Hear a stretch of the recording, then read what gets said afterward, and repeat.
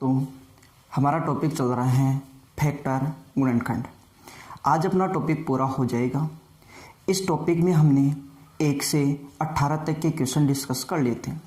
आज 18 से आगे के क्वेश्चनों पर चर्चा करेंगे। ये सारे क्वेश्चन आपको हमारे टेलीग्राम चैनल पर मिलेंगे और टेलीग्राम चैनल का लिंक डिस्क्रिप्शन में आपको मिलेगा।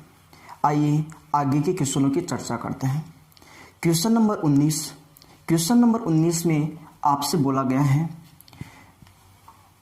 53 की पावर 3 माइनस 46 की पावर 3 माइनस 7 की पावर 3 किससे विभाज्य है। और इसके लिए आपको 4 ऑप्शन भी दिए गए हैं। ऑप्शन नंबर 1 आपको दिया गया है 6,9। ऑप्शन नंबर बी आपको दिया गया है 2,21। ऑप्शन नंबर सी आपको दिया गया है 21,23। ऑप्शन नंबर 4 आपको दिया गया है बी और सी दोनों। ये 4 ऑप्शन इसके लिए आपको दिए गए। तो इस क्वेश्चन को आपको करना किस तरीके से है। आपने एक फॉर्मूला पढ़ा होगा अलजेब्रा का। वो फॉर्मूला ये है a³ plus b³ plus c³ बराबर 3abc।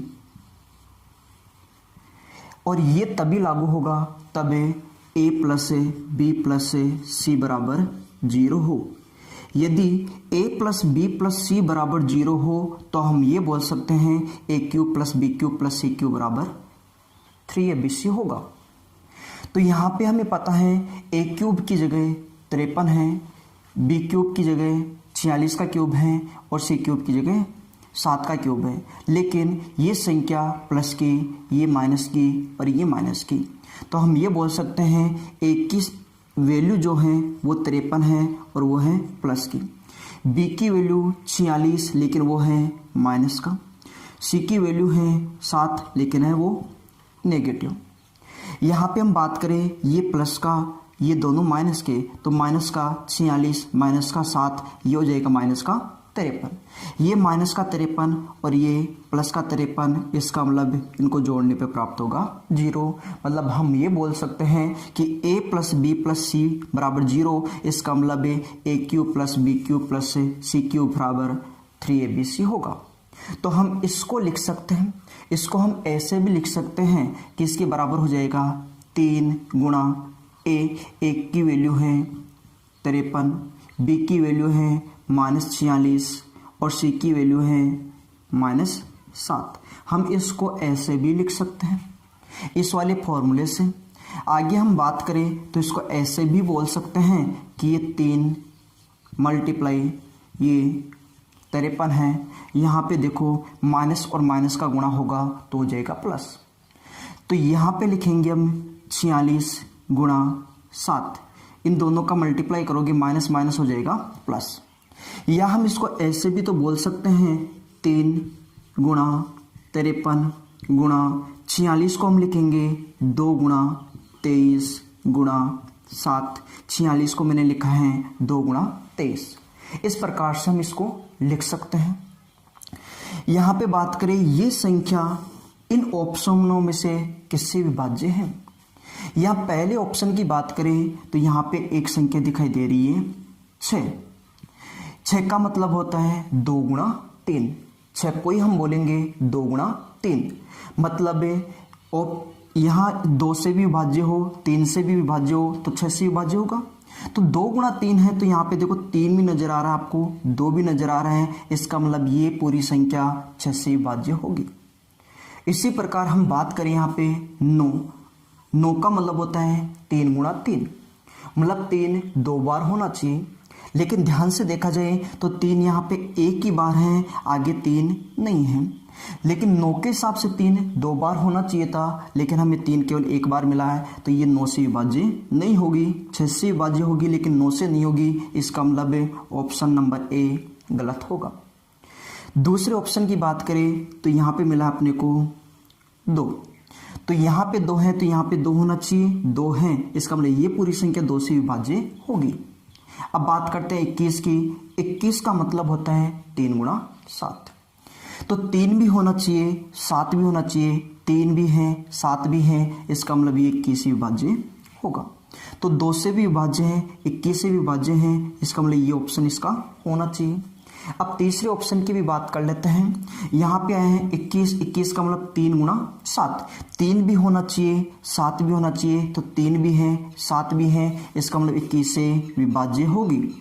फिर बात करें हम 23 से, 23 की बात करें तो यहाँ पे 23 होना चाहिए और यहाँ पे 23 है, 23 है, इसका मतलब ये 23 से विभाज्य होगी, मतलब तीसरा ऑप्शन भी बिल्कुल सही होगा।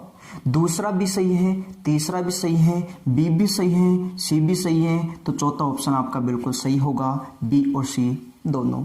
आइए अब चलते अपने अगले क्वेश्चन की ओर। Question number 20।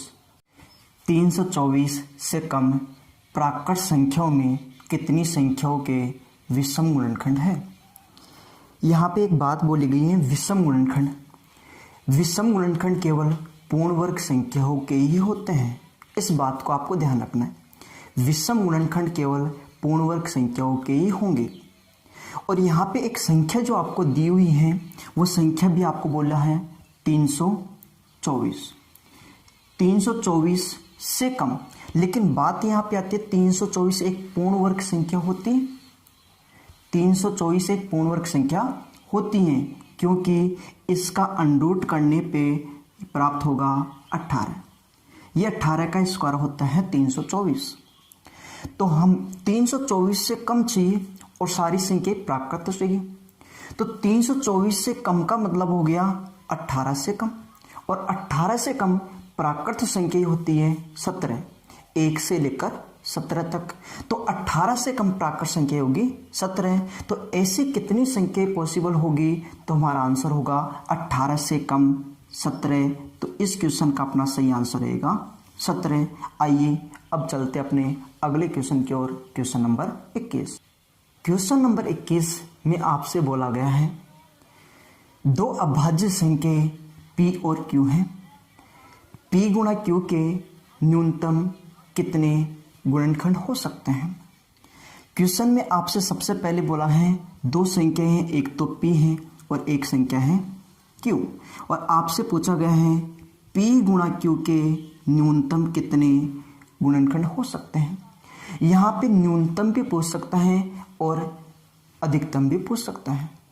मैं दोनों क्वेश्चनों की चर्चा यहाँ पे करूँगा। एक तो पूछ सकता आपसे मैक्सिमम अधिकतम, और एक पूछ सकता आपसे मिनिमम न्यूनतम। लेकिन उससे पहले हम जानते हैं अभाज्य संख्याओं के बारे में। अभाज्य संख्या होती कौन सी हैं?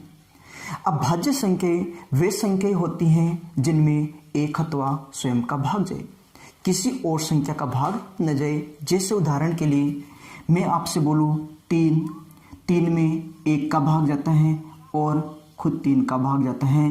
1 और 3 के अलावा किसी और संख्या का भाग नहीं जाता, इसका मतलब है 3 एक अभाज्य संख्या होगी। इसी प्रकार 5 की बात करें, 5 में 1 का भाग जाएगा और 5 का भाग जाएगा, 1 और 5 के अलावा किसी और संख्या का भाग नहीं जाता है। इसी प्रकार मैं बात करूं 7 में भी 1 का भाग जाता है और स्वयं 7 का भाग जाता है, इसके अलावा किसी और संख्या का भाग नहीं जाता है। मैं बात करूं जैसे 6 में 1 का भाग जाता है और 6 का भाग जाता है, इसके अलावा 2 का भाग भी जा रहा है और 3 का भाग भी जा रहा है। तो ये हो जाएगी भाज्य संख्या, ये होगी भाज्य संख्या, ये होगी अभाज्य, ये अभाज्य, ये अभाज्य। अभाज्य का मतलब एक अथवा स्वयं के अलावा किसी और संख्या का भाग ना जाए। अब क्वेश्चन में की बात करें तो क्वेश्चन में आपसे ये नहीं बोला गया है कि P और Q अलग अलग होंगे या दोनों की वैल्यू एक ही होगी। तो ध्यान रखना, जब P और Q 2 अलग अलग अभाज्य संख्या हो तो उसके मैक्सिमम गुणनखंड होंगे, और यदि दोनों की वैल्यू सेम होगी तो ही न्यूनतम गुणनखंड होंगे। जैसे मैं बात करूं पहले मैक्सिमम की, जैसा कि मैंने बताया कि जब भी मैक्सिमम पूछेगा, अधिकतम पूछेगा, तो P और Q की वैल्यू अलग अलग लेनी है अपने को। जैसे P की वैल्यू मान लेते हैं 5 है, जैसे Q की वैल्यू मान लेते हैं 7 है, मैंने P और Q की वैल्यू अलग अलग ली है, तब अधिकतम गुणनखंड प्राप्त होंगे। यहाँ पे बात करें P की वैल्यू 5 गुणा Q की वैल्यू 7, यदि इन दोनों का गुणा करेंगे तो हो जाएगा 35। और मैं 35 के गुणनखंडों की बात करूं तो 35 के कितने गुणनखंड हो सकते हैं, मतलब 35 में कितनी संख्याओं का भाग जा सकता है। तो यहाँ पे 35 में 1 का भाग जाता है, 35 में 5 का भाग जाता है, 35 में 7 का भाग जाता है और 35 में 35 का भाग भी जाता है। इसका मतलब ये हुआ कि 35 के कुल मिला के 4 गुणनखंड होंगे। मैक्सिमम इसके 4 गुणनखंड हो सकते हैं, तो मैक्सिमम गुणनखंड तो होंगे इसके 4। अब बात करें मिनिमम की। जब मिनिमम गुणनखंड पूछता है तो P और Q की वैल्यू आप एक समान रख दो, क्योंकि क्वेश्चन में ये नहीं बोला गया है कि P और Q की वैल्यू अलग अलग होगी या एक समान। तो हम कंडीशन के हिसाब से सोल्व करेंगे। तो यहाँ पे P की वैल्यू मान लो कि 5 है और Q की वैल्यू भी थोड़ी देर के लिए मान लो 5 है। P 5, Q 5 और 5 एक अभाज्य संख्या होगी। यहाँ पे P की वैल्यू मैंने 5 रखी, Q की वैल्यू भी 5 और 5 का गुणा 5 से करेंगे तो होगा 25। और 25 की बात करें तो 25 के कितने गुणनखंड होंगे, तो 25 के देखो 1 का भाग जाता है, 5 का भाग जाता है और 25 का भाग जाता है। तो मैक्सिमम कितने गुणनखंड बन रहे हैं, सॉरी मिनिमम कितने गुणनखंड बन रहे हैं यहाँ पे 3। तो यहाँ पे गुणनखंड होंगे 3, तो मिनिमम गुणनखंडों की संख्या कितनी हो सकती है 3 और मैक्सिमम कितने गुणनखंड होंगे 4। तो अपने इस क्वेश्चन का सही आंसर होगा 3, क्योंकि क्वेश्चन में हमसे पूछा गया था कि मिनिमम कितने गुणनखंड होंगे। आइए अब चलते अपने अगले क्वेश्चन की ओर। Question number 22। क्वेश्चन नंबर 22 में आपसे बोला गया है 2 अंकों की कितनी संख्याएं हैं जिनके केवल 3 गुणनखंड हैं। यहाँ पे आपसे 2 बातें बोली गई हैं, एक तो संख्या 2 अंकों की होनी चाहिए और दूसरा उसके गुणनखंड केवल 3 होने चाहिए। यहाँ पे हम बात करें केवल 3 गुणनखंड होने चाहिए, उससे मतलब क्या है, किसी भी अभाज्य संख्या का आप यदि वर्ग करते हो तो उसके 3 ही गुणनखंड होते हैं। जैसे हम बात करें एक अभाज्य संख्या है 3, यदि मैं इसका वर्ग करता हूँ, स्क्वायर करता हूँ, तो इसका स्क्वायर होगा 9 और 9 के केवल 3 गुणनखंड होंगे। कौन कौन से, तो बात करें 9 का एक गुणनखंड होगा 1, एक गुणनखंड होगा 3 और एक गुणनखंड होगा 9, क्योंकि 9 में 1 का भाग जाता है, 3 का भाग जाता है और 9 का भाग जाता है। जैसे उदाहरण के लिए मैं बात करूं तो उदाहरण के लिए ले लेते हैं 5। 5 एक अभाज्य संख्या है, यदि इसका वर्ग करते हैं तो ये होता है 25 और 25 के गुणनखंडों की संख्या की बात करें तो इसके भी होंगे 3। जैसे हम बात करें 1, 5 का भाग जाता है और 25 का भाग भी जाता है, तो 25 के गुणनखंड होंगे 3। तो 3 गुणनखंड किसी भी अभाज्य संख्या का वर्ग करते हैं उससे हमें प्राप्त होते हैं। तो अब वो 2 अंकों की संख्या कितनी है वो हमें बतानी है। तो मैं बात करूं यहाँ पे देखो, अभाज्य संख्या की बात करें 2 एक अभाज्य संख्या होती है, 3 एक अभाज्य संख्या होती है, 5 अभाज्य संख्या होती है, उसके बाद में 7 और उसके बाद में 11, उसके बाद में 13। यदि मैं इसका वर्ग करता हूं तो आता है 4। ये एक अंक की संख्या है, लेकिन हमें पूछा है 2 अंकों की संख्या होनी चाहिए। यहाँ पे बात करें 3 का स्क्वायर 9, तो 9 भी एक अंक की संख्या है, लेकिन हमें पूछा है 2 अंकों की संख्या होनी चाहिए।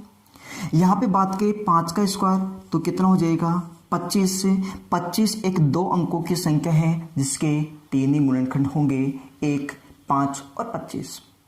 आगे 7 का स्क्वायर करेंगे तो होगा 49 से, और 49 के भी बात करें 2 ही अंक है 49 में भी, तो इसके भी 3 ही गुणनखंड होंगे 1, 7 और 49। 11 का स्क्वायर करेंगे तो यह आएगा 121 और 121 में अंक होंगे 3। इसी प्रकार 13 का स्क्वायर करेंगे 169, इसमें भी 3 अंक हो जाएंगे। तो 2 अंकों की कितनी संख्या पॉसिबल हुई, तो हम बोलेंगे एक तो ये संख्या पॉसिबल है और एक ये संख्या पॉसिबल है। ये नहीं हो सकती क्योंकि 1 अंक है, ये नहीं हो सकता क्योंकि 1 अंक है, ये नहीं हो सकता क्योंकि 3 अंक है, ये नहीं हो सकता क्योंकि 3 अंक है। आगे जाओगे तो वो संख्या भी पॉसिबल नहीं है। यहाँ पे बात करें तो 2 अंकों की कितनी संख्या होगी, वो होगी 2। तो इस क्वेश्चन का सही आंसर होगा 2। आइए अब चलते हैं अपने अगले क्वेश्चन की ओर। Question number 23। क्वेश्चन नंबर 23 में आपसे बोला गया है 6 की पावर 333 गुणा 7 की पावर 222 गुणा 8 की पावर 111 के अभाज्य गुणनखंडों की संख्या ज्ञात कीजिए। इसके अभाज्य कितने गुणनखंड होंगे। अब जो हम चर्चा करने वाले हैं अभाज्य गुणनखंडों की संख्या से रिलेटेड करेंगे। अब अभाज्य गुणनखंड कैसे ज्ञात करते हैं उसके बारे में जानते हैं।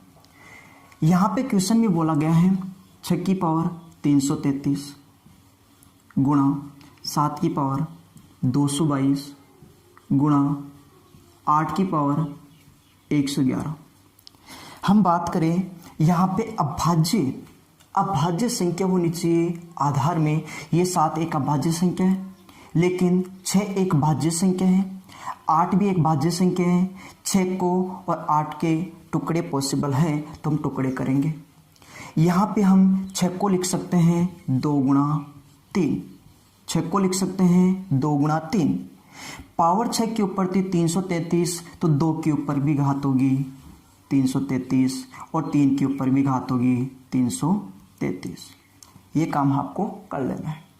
यहाँ पे घात सेम रहेगी, 2 के ऊपर भी वही घात रहेगी और 3 के ऊपर भी वही घात रहेगी। 7 एक पहले से अभाज्य संख्या है तो 7 को ऐसे के ऐसे रखेंगे कि पावर 222 ही रहेगी। गुणा यहाँ पे बात करें 8, क्या 8 को हम लिख सकते हैं 2 का क्यूब और इसकी पावर हो जाएगी 111। ऐसा भी तो लिख सकते हैं क्योंकि यहाँ पे ये भाज्य है। अब भाज्य में चेंज करने के लिए 2 की पावर 3 और 2 एक अभाज्य संख्या हो जाएगी। आगे इसको हम ऐसे लिखेंगे 2 की पावर 333, 3 की पावर 333 गुणा 7 की पावर 222 गुणा घात के ऊपर घात का मतलब होता है गुणा। तो 3 का गुणा हो जाएगा 111 से तो 2 की पावर 333। इस प्रकार से हम लिख सकते हैं।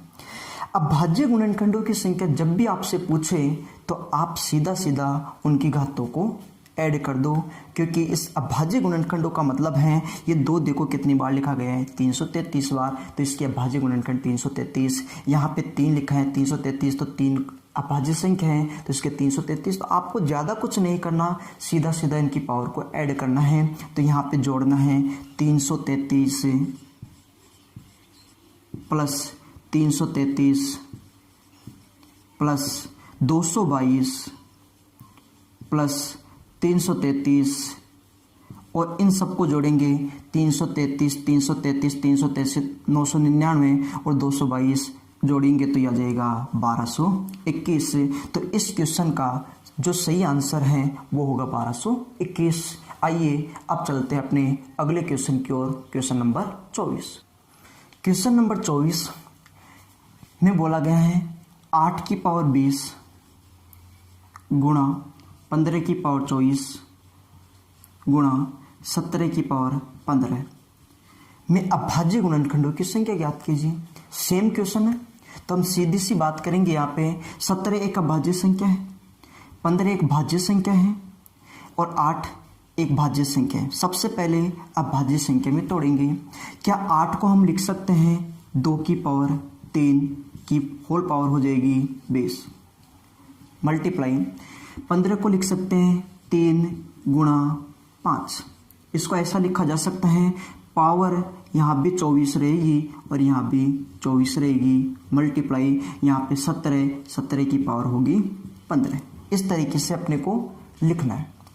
आगे बात करें घात के ऊपर घात गुणा होती हैं तो 2 की पावर हो जाएगी 60, 3 का गुणा 20 से किया मल्टीप्लाई 3 की पावर रहेगी 24 मल्टीप्लाई 5 की पावर रहेगी 24 मल्टीप्लाई 17 की पावर रहेगी 15।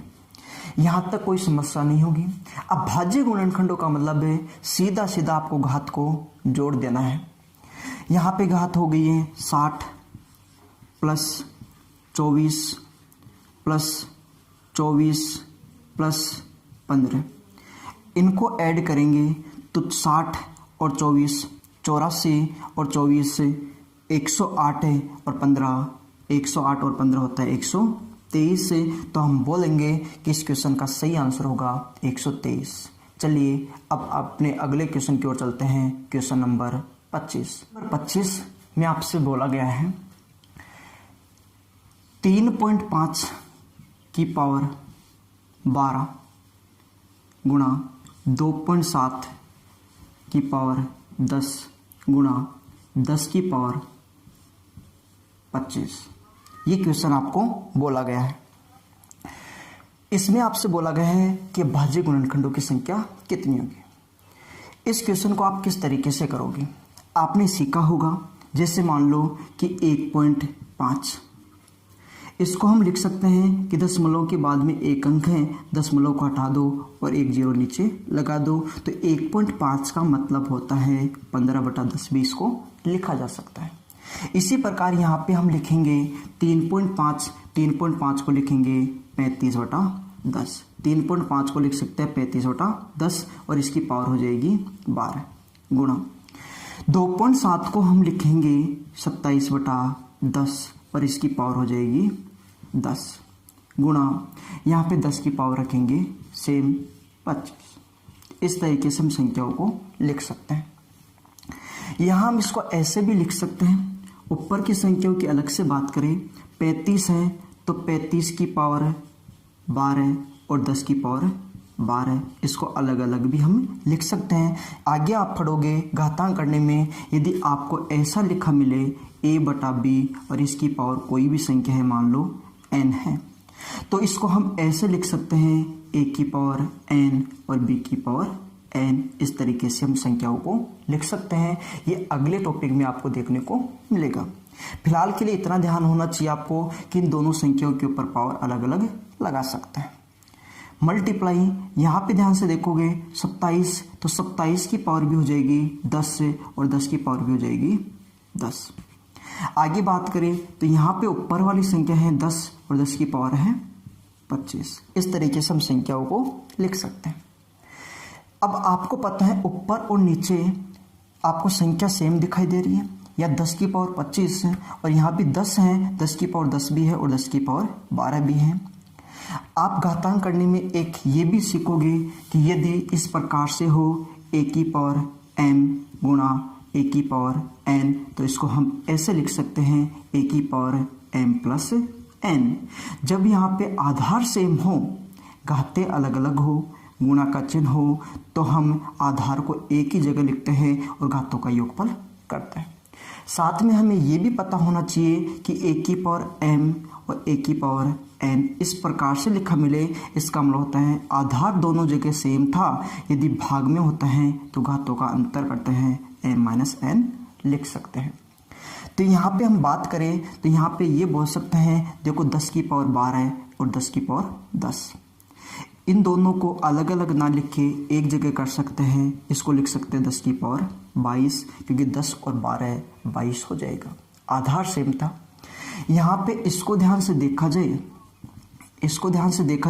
तो यहाँ पे एक संख्या ऊपर है और दूसरी नीचे।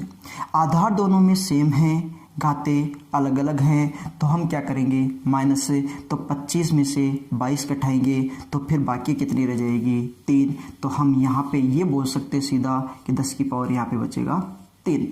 अब अपना क्वेश्चन ये रह गया और ऐसा क्वेश्चन हमने अभी अभी सोल्व किया था। अब इस क्वेश्चन की बात करें तो यहाँ पे मैं बोल सकता हूँ 35 को लिख सकते हैं 5 गुणा 7। 5 की पावर भी होगी 12, 7 की पावर भी होगी 12। 27 को हम लिख सकते हैं 3 का क्यूब। 27 को लिखेंगे 3 की पावर 3 और इसकी पावर कितनी हो जाएगी 10। 27 को 3 का क्यूब लिखेंगे, पावर 10 से घात के ऊपर घात गुणा होती है, तो मैं बोल सकता हूँ 3 की पावर हो जाएगी 30। यहाँ पे बात करें 10 को लिख सकते हैं 2 गुणा 5, 2 गुणा 5 पावर है 3, तो यहाँ भी 3 और यहाँ भी होगा 3। इस तरीके से हम लिख सकते हैं। अब भाज्य गुणनखंडों की संख्या पूछता है तो सीधा सीधा घातों को ऐड करना है। तो घात है यहाँ पे 12, 24, 24 और 30 54 और 3 57 और 3 60। तो हम ये बोल सकते हैं कि अभाज्य गुणनखंडों की संख्या होगी 60।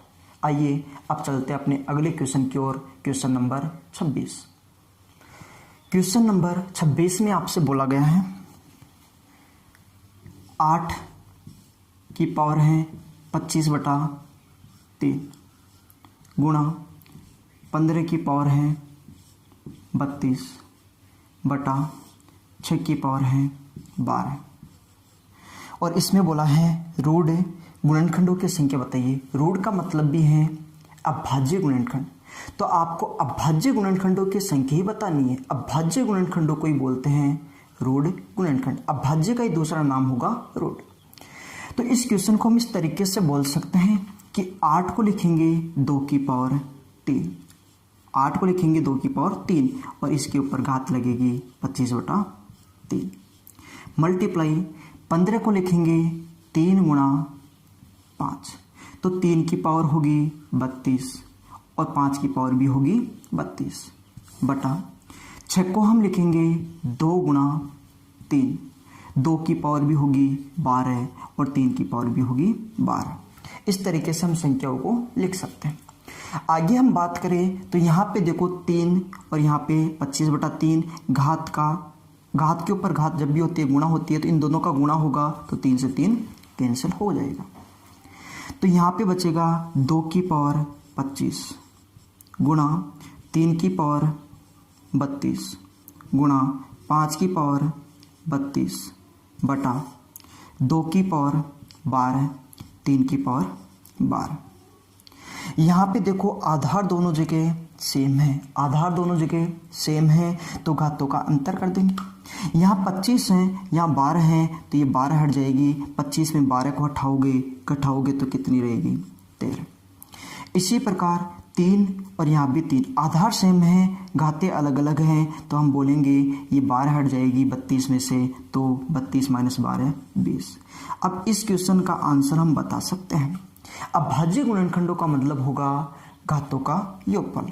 13 और 20 33, 33 और 32 हो जाएगा 65। तो हम ये बोल सकते हैं इसके अभाज्य गुणनखंडों की संख्या होगी कुल मिला के 65।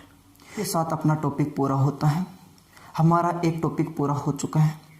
इस टॉपिक में हमने 0 से लेकर हाई लेवल तक के सारे क्वेश्चन कवर किए हैं। आप किसी भी किताब से क्वेश्चन सॉल्व कर सकते हो। इसी तरीके से हम अपना अगला टॉपिक लेंगे नंबर सिस्टम का। अपना अगला टॉपिक रहेगा सीरीज के भी हम 0 से लेकर हाई लेवल तक के क्वेश्चन कवर करेंगे। आप सभी दोस्तों से मेरा निवेदन है कि आप ज़्यादा से ज़्यादा लोगों को जोड़ें।